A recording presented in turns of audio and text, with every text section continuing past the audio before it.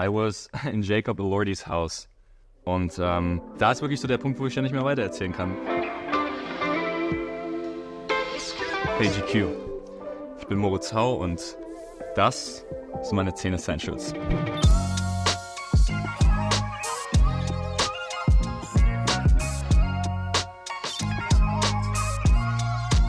Das sind meine, Resistance Bands nennt man die, glaube ich. Wenn man viel reist oder auch generell mal verreist und man nicht unbedingt in seinem Hotel oder in seinem Airbnb in der Nähe ein Fitnessstudio hat, ist das, finde ich, echt die beste Methode, um weiterhin in Form zu bleiben. Natürlich sind diese Bänder nicht so effektiv wie Training mit langen Kurzhanteln oder Freigewichten.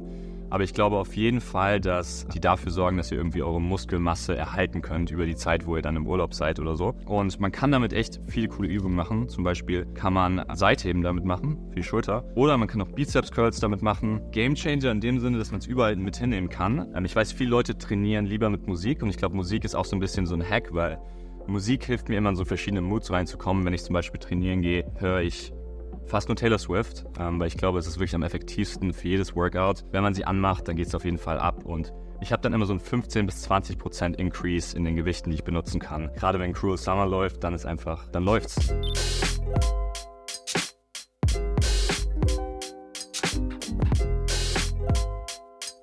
Ich fühle mich so, als wäre ich gerade erst aufgewacht. Ich habe irgendwie heute Nacht 5 Stunden nur geschlafen. Trotz dessen, dass ich nicht ganz ausgeschlafen bin, hat mir diese Eye Mask schon sehr, sehr lang stark geholfen, damit besser zu schlafen. Um auch nochmal auf das Fitness-Thema zu sprechen zu kommen, ist halt extrem underrated. Der Schlaf hilft halt enorm dabei, den Recovery-Prozess einzuleiten, aber auch dabei, im Prinzip die Muskeln aufzubauen. Und ich habe im Prinzip 3 Methoden gefunden für mich, die super funktionieren, wie ich meinen eigenen Schlaf verbessern kann. Zum einen ist es die Schlafmaske und sie steht eben irgendwie für Dunkelheit, denn ich finde, es muss komplett dunkel sein, es muss wirklich blacked out sein. Schlaftemperatur ist auch super wichtig für mich. Es ist ja auch wissenschaftlich erwiesen, dass irgendwie 18 Grad Celsius die perfekte Schlaftemperatur ist. Der letzte Aspekt ist natürlich ganz klar, dass es ruhig ist. Da gibt es tatsächlich auch noch was ich jedem empfehlen kann, auch super strange und ich weiß nicht, ob ihr das macht. Wenn ihr euch einfach Earplugs reinmacht, auch die ihr auf so einem Flug oder so bekommt, dann könnt ihr wirklich so die Geräusche extrem gut ausblenden. Das ist extrem hilfreich auf einem irgendwie Langstreckenflug oder auch zu Hause, wenn ihr in der Stadt lebt.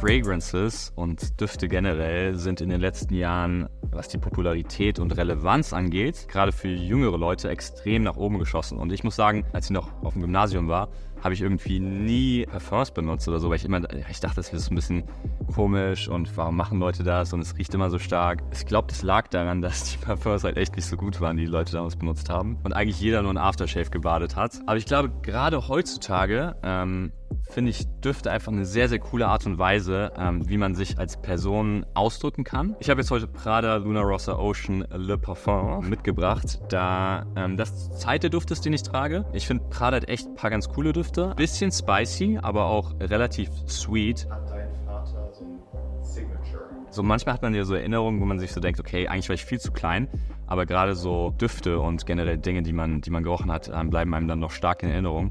Und ich glaube, er hatte da immer einen Duft drauf, den er jetzt heute auch noch trägt. Was ich auch sehr interessant finde, zum Beispiel, wenn man irgendwo hinreist und man assoziiert das Land oder die bestimmte Reise dann mit einem bestimmten Parfüm oder einem bestimmten Duft, der eben sehr, sehr stark vorhanden war dort. Das finde ich sehr, sehr interessant und sehr, sehr cool, dass man eben mit so etwas per se Einfachen wie einem Duft eben so viel Emotionen und Erinnerungen hervorrufen kann.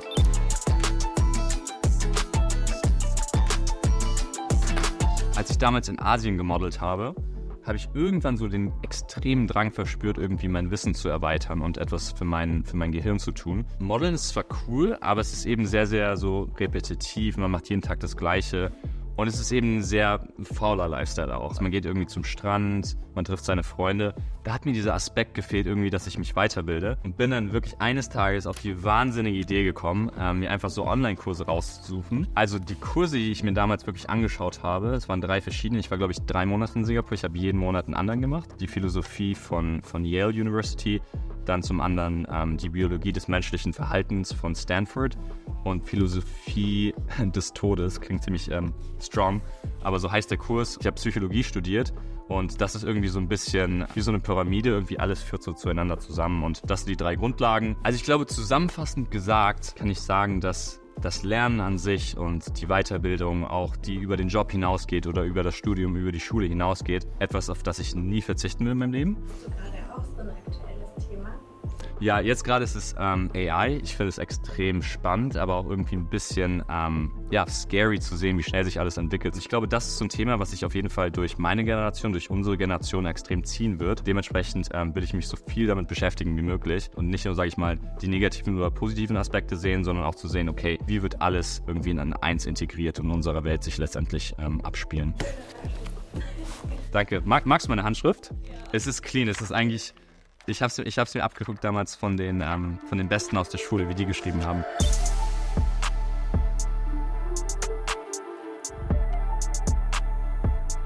Ich liebe irgendwie den Geruch von so Spieleverpackungen. Warum PlayStation und warum EAFC 24, was es ja jetzt heißt und nicht mehr FIFA, aber ich glaube, wir kennen es alle unter dem alteingesessenen Namen FIFA. Und ich habe, glaube ich, angefangen mit FIFA 2004 oder FIFA 04 oder FIFA 05 oder so. Ich habe dann wirklich jedes Jahr, als das neue FIFA rauskam, so Karrieremodus gespielt, die ganzen jungen Talente irgendwie zu meinem Lieblingsclub transferiert und so einen richtigen Verein aufgebaut und so. Entgegen das, was viele irgendwie cool finden, mag ich sehr, sehr gern den Karrieremodus zu spielen. Und PlayStation zocke ich schon seitdem ich in der 5.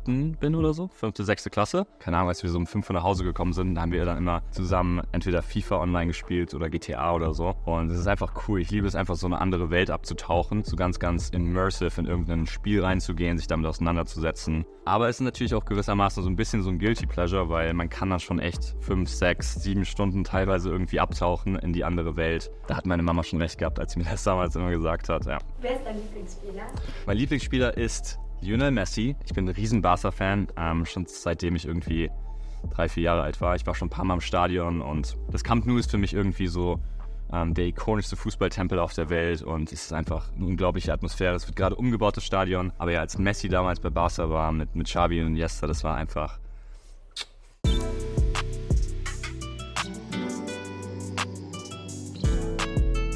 Also wie ihr sehen könnt, ein Essential von mir sind auf jeden Fall nicht nur diese 3 Lebensmittel hier, sondern es geht eher grundsätzlich darum, dass mir halt Ernährung sehr wichtig ist. Und egal, wo ich hinreise, versuche ich halt immer irgendwie das Gleiche zu essen, weil man dadurch halt ganz gut kontrollieren kann, wie viel Nährstoffe man zu sich nimmt und wie viel Kalorien man konsumiert. Und warum ich mich jetzt tatsächlich für diese 3 hier entschieden habe, ist zum einen, weil Bananen haben zum Beispiel sehr, sehr viel Kalium, Walnüsse sehr viel Vitamin E und natürlich Eiweiß in Skyr. Ich glaube, diese 3 Dinge kann man wirklich überall finden und man kann sich dadurch halt einen ganz guten Joghurt machen, irgendwie zum Frühstück. Dann komme ich noch hier zu der Wasserflasche oder zu der Flasche. Dort ist tatsächlich nur Wasser drin und der Grund, warum da nur Wasser drin ist, es ist auch irgendwie sehr wichtig, dass wir den ganzen Tag über genug Wasser trinken und dementsprechend habe ich das auch noch mit reingenommen, weil ich glaube, viele Leute unterschätzen das und mir ist es eben sehr, sehr wichtig, dass man sich darüber bewusst ist, genug Wasser zu trinken über den Tag. Ganz kurz noch zu den Walnüssen.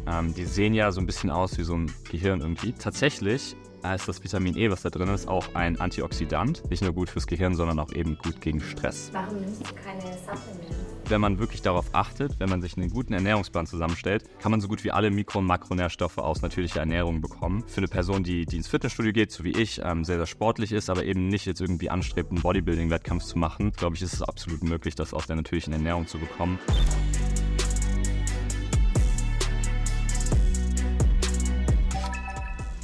Dieses Geräusch ist wirklich so wie so ein alter Nintendo oder so. Ja, zum einen habe ich hier meinen Camcorder. Ich bin wirklich so in love damit. Ich liebe den Camcorder über alles. Wir leben ja in einer Welt, die irgendwie so besessen von Nostalgie ist. Wir wollen uns immer zurückerinnern an die gute alte Zeit, wo alles so mehr iconic war und alles stylischer. Mit einem Camcorder kann man diesen Effekt relativ gut hervorrufen, denn er gibt jedem Video diesen VHS-Look. Ich glaube, das ist wirklich ein cooles stilistisches Mittel. Hier noch meine geliebte Fujifilm. Nachdem wir ja gerade darüber gesprochen haben, wie wichtig irgendwie Nostalgie heutzutage ist, gibt jedem Foto so einen künstlichen Film-Touch. Und dadurch kann man eben mehr oder weniger direkt, nachdem man geshootet hat, seine Fotos rausbekommen, wie bei einer ganz normalen Digitalkamera. Gerade gepaart mit dem Camcorder hat man eben da 2 sehr, sehr coole und einfache Möglichkeiten, so einen Nostalgie-Aspekt in seine videografischen Projekte zu bekommen. Kurz nochmal zu der Backstory, wie ich überhaupt in das ganze Content Creation Game gekommen bin. Und zwar war ich 2017 nach dem Abi in Australien und habe da so Backpacking gemacht, also mit so einem Work-and-Travel-Visa, und habe mir dann dort meine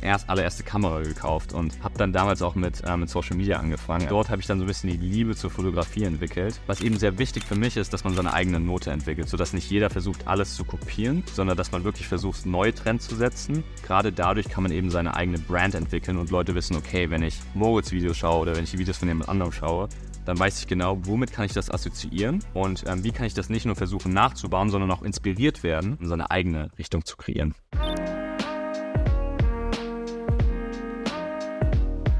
Ich habe euch 3 Bücher mitgebracht. Zum einen habe ich Behave von Robert Sapolsky.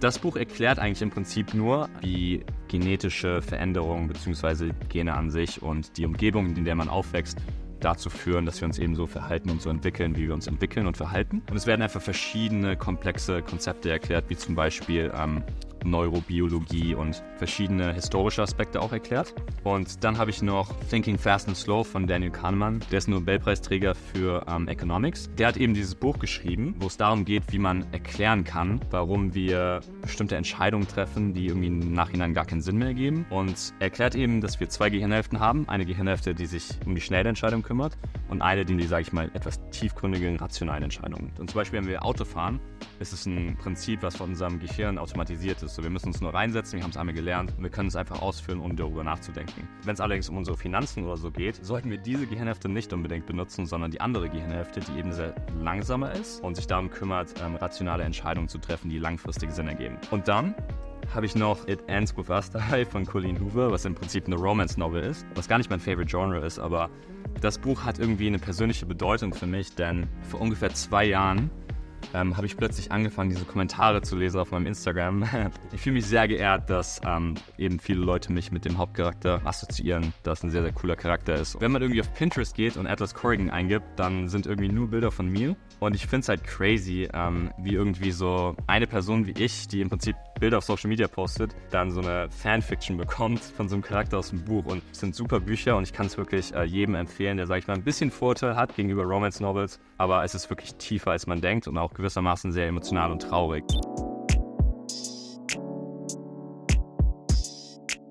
Ich wollte irgendwie noch was sehr Persönliches als Essential mit reinnehmen und deswegen habe ich dieses eingerahmte Bild von meiner Mom und mir, als ich noch ganz klein war, wo ich noch blonde Haare hatte. Seitdem ich auf der Welt bin, hat mich meine Mom einfach unconditionally supported und immer alles für mich getan und viel Zeit und Arbeit investiert. Heutzutage, gerade wenn man älter wird und wenn man selbst erwachsen wird, hat man so das Gefühl, dass man irgendwie nicht mehr so viel Zeit mit seinen Eltern verbringen muss und irgendwie seine Eltern zu sehen oder seine Großeltern zu sehen eher wie so eine Pflichtaufgabe ist. Und das finde ich halt, ist absolut nicht korrekt. Ich habe meinen Eltern alles zu verdanken. Ich hatte eine wundervolle Kindheit. Und deswegen ist es eben ein sehr, sehr wichtiges Andenken für mich, was ich irgendwie immer mitnehmen kann.